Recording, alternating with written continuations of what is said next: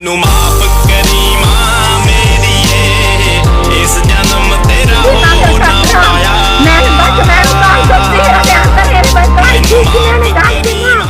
मैंने पहले एक बच्चा चली दूर गाँव को भी अपना चली गया वो होगा सबसे पहले मैं आपका धन्यवाद करता हूँ आपके चैनल की माध्यम से, जो कि आप कहीं भी ऐसी घटनाएं होती हैं या गरीब लोगों पर ऐसी गुजरती है तो आप वहाँ आते हैं और इन गरीब लोगों की आवाज़ कहीं ऊपर बुलंद करते हैं, तो हम आपका बहुत बहुत शुक्रिया अदा करते हैं।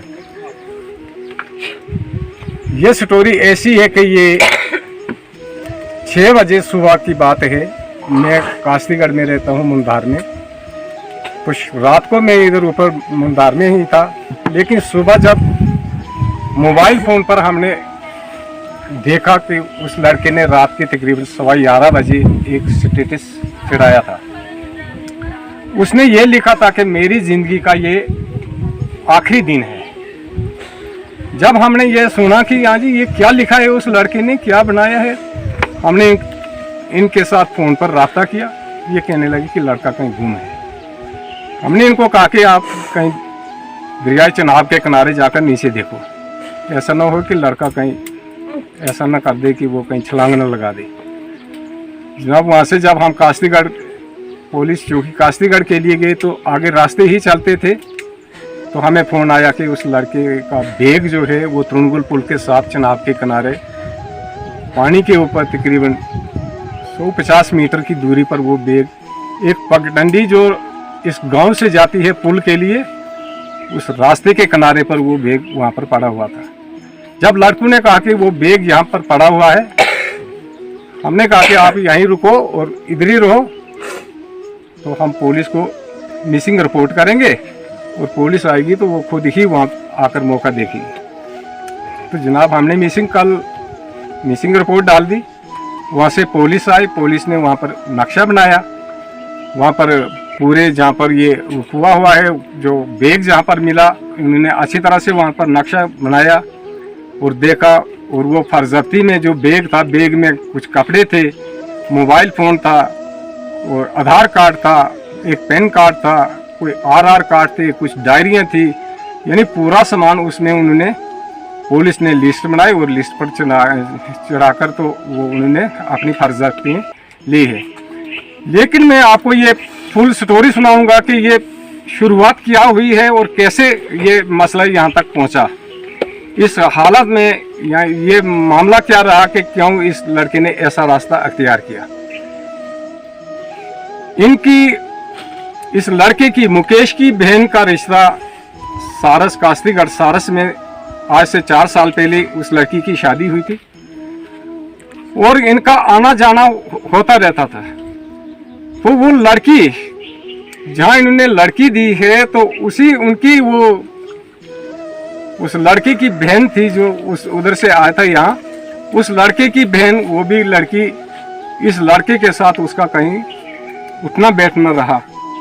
वो लड़की यहाँ भी आती थी और ये लड़का वहाँ भी जाता था। जबकि इन दोनों की फोटोग्राफी जो है वो पहले ऐसा 3-4 साल से जैसे कि मियाँ बीवी का फोटोग्राफी होती है वैसे ही उस लड़की और लड़के का फोटो हमने देखा है, जो हमने आगे भी दिए हुए हैं।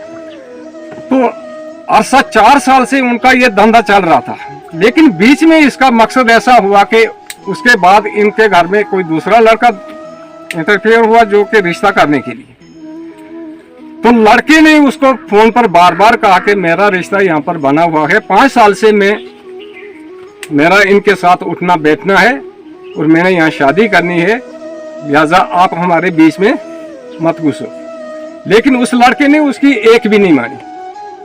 लड़का आस्ता आस्ता उसके साथ शरारत करने शुरू हो गया। नए वाला लड़का जो, हाँ नए वाला लड़का जो उसका नाम है संजय कुमार। तो उस संजय कुमार ने न जाने क्या क्या चाल इस पर खेली। मुकेश कुमार पर संजय कुमार ने संजय कुमार ने बहुत सारी चालें खेली कि मैं किस तरह इसको हटा दूं। व्यूअर्स आपको बता दूं कि ये पूरी कहानी बता रहे हैं फूल सिंह जी। हाँ, तो उसने न जाने क्या क्या उस पर सोचा कि हम इसको कैसे करें। शायद उसने पहले भी ऐसा सोचा होगा कि ऐसा हो कि मैं इसको नाबूद भी कर दूं। तो जनाब आस्ता आस्ता ऐसे हुआ कि उसका मोबाइल वहीं वो सारस में जहाँ वो लड़का था रहता था, वो कमरे में मोबाइल था। न जाने कब और कैसे उसने उसका मोबाइल ले लिया। मोबाइल लेकर उस पर उसने वो फोटोग्राफी, उसकी गलत फोटोग्राफी, जो कहते हैं कि हाँ जी गलत है फोटो जो उठाया गया, इस लड़के ने नहीं उठाया था। क्योंकि हमने लड़के को बार बार पूछा, कहने लगा कि मैंने उठाया ही नहीं। सब लोगों ने उनके उधर के जो है उस लड़के ने। आप मुझे बताएं कि मुकेश कुमार ने मान लो एक अश्लील फोटो जो है वो वायरल की, तो उस अश्लील फोटोग्राफी को देखा गया आपके द्वारा या वीडियो जो है विजुअल? देखिए, मैंने किसी और दूसरे मोबाइल पर नहीं देखा, लेकिन जो वो लड़का है संजय कुमार, उसने मुझे दिखाया फोटो। लेकिन फोटो पर चेहरा शेहरा कुछ नहीं था। ये समझो कि ये छाती के नीचे उसने फोटो हमको दिखाया, लेकिन इसके ऊपर कोई शनाख्त नहीं है कि ये किसका फोटो है। कोई भी देख सकता है उस फोटो को, उस पर महसूस नहीं होता कि ये फोटो किसका है। तो उसने न जाने कैसे उसको उस पर उसकी आईडी पर उसने चढ़ा दिया। उसने इसलिए चढ़ाया कि इस लड़के के साथ इनकी शरारत हो जाएगी, तो लड़के पर एक्शन होगा, इसको यहाँ से हटाया जाएगा, तो मैं यहाँ पर शादी करूंगा, न जाने क्या होगा। तो उस आदमी ने ऐसी जैसी साजिश रचाकर उसने पुलिस चौकी कासलीगढ़ में अपनी एक आर्जी एप्लीकेशन दे दी। उस पर जब वो आईडी नंबर निकला तो वो नंबर मुकेश कुमार का निकला। जनाब उसने उनको कहा, पुलिस वालों ने, कि हाँ जी वो फलाने गांव का और ये मुकेश कुमार की आईडी है, इसलिए उसको अरेस्ट करना है। तो ठीक है, चलो पुलिस वालों ने पूछताछ तो करनी थी, आखिर जुराइम है।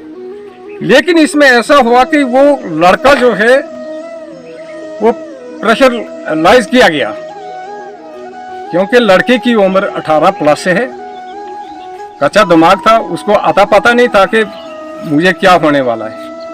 उसने दिल में ऐसे महसूस किया कि न जाने मुझे जेलों की सुराख के पीछे डाला जाए, या तो मुझे पैसा खर्चा लगेगा। कुछ लोगों के हाथ से वो डर गया, क्योंकि ये गरीब हैं बिल्कुल, इनके पास कोई सोर्स इनकम का नहीं है। इसके माँ बाप जो है वो बीमार रहते हैं और बहुत ही कमज़ोर हैं और ना ही कमाने वाले हैं, तो इनके पास वो पैसे वैसों का भी सोर्स नहीं था। लड़के ने सोचा क्या मुझे जेल में जाना होगा, बिला वजह मुझ पर आफत का पहाड़ टूट पड़ा। क्योंकि ये जो छोटी उम्र होती है 15, 16, 17 साल की, इसमें अगर उस लड़की के साथ उसका प्यार था, उस प्यार के पीछे इसने अपने आप को खत्म कर दिया। और जब उसने ये हो सकता है कहीं भाग गया हो, लेकिन जो उसने पोजीशन बनाई है, हम सब महसूस करते हैं कि स्टेटस डाला है, ऑडियो रिकॉर्ड करके। हाँ बिल्कुल, जो उसने रिकॉर्डिंग की है, जो स्टेटस डाला है, उस पर नजर जब हम डालते हैं तो हो सकता है उसने छलांग लगाई। लेकिन उसके पास ना पैसा था, ना कोई उसके पास प्रूफ है, ना कोई कार्ड साथ है, आधार कार्ड नहीं है, कोई कुछ भी नहीं है, और ना उसके पास पैसे थे। खर्चा वर्चे के लिए सिर्फ उसके पर्स में सिर्फ 100 रुपये का नोट निकला, जो पुलिस की रास्ते में है। तो जनाब इस हालत में उस लड़के ने डर के मारे, हो सकता है उसने अपने आप को खत्म कर दिया होगा। अगर उसने अपने आप को खत्म नहीं किया है, जहां भी अगर है वो, अगर उस तक ये आवाज पहुंच पाती है, किसी हिसाब से भी उसको डायरेक्ट घर आना चाहिए।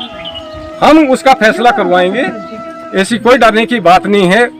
उसका प्यार जो है, मैं अब भी कहता हूं कि अगर वो जिंदा है वो आए, 5 साल का उसका प्यार है, हम वापस ला कर रहेंगे, ऐसी कोई बात नहीं है। बाकी जो उसने लास्ट में जो अपना रिकॉर्डिंग की है, उस रिकॉर्डिंग के मुताबिक उसने जो कहा है कि मुझे संजय कुमार और उस लड़के की तिल्ला देवी, संजय कुमार और तिल्ला देवी ने मुझे जीने पर मजबूर किया है। तिल्ला देवी जिसके साथ वो मतलब प्यार करता था। हाँ बिल्कुल, हाँ उसने रिकॉर्डिंग है, रिकॉर्डिंग में उसने ये कहा है कि हाँ जी तिल्ला देवी और संजय कुमार ने मुझे जलील किया है, और ये आखिरी रास्ता उनकी मजबूरी की वजह से जो मैं मजबूर हुआ हूँ, क्योंकि मेरे माँ बाप को भी जलील किया गया है और मुझे भी यहाँ तक इस फैसले पर मजबूर होना पड़ा, क्योंकि मैं गरीब था, मेरे पास कोई पैसा नहीं था, ना कुछ भी था, और ना कोई मेरे साथ बात करने वाला था। लड़के ने मजबूरी होकर ये रास्ता इख्तियार किया है। लेकिन हम आपको आपके चैनल के माध्यम से हम ये आवाज़ देना चाहते हैं कि आजकल के ज़माने में हर कोई जो युवा है ऐसी हरकतों से बाज रहे, अपने आप को सेफ रखें, क्योंकि ज़माना बहुत ही खतरनाक है।